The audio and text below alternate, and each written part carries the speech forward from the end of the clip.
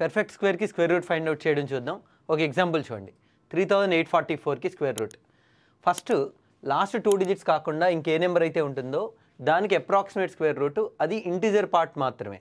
38 square root అంటే 6 point something, 6 మాత్రం తీసుకోండి. యూనిట్ డిజిట్ తెలిస్తే ఆన్సర్ వచ్చేసినట్టే. యూనిట్ డిజిట్ అనేది ఇక్కడున్న యూనిట్ డిజిట్ పైన డిపెండ్ అయి ఉంటుంది.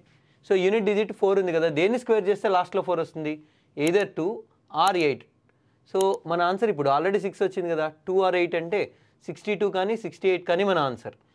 62నా లేదా 68 అనేది ఎలా ఐడెంటిఫై చేయొచ్చు అంటే, ఇది 6 స్క్వేర్కి 7 స్క్వేర్కి మధ్యలో ఉంది కదా.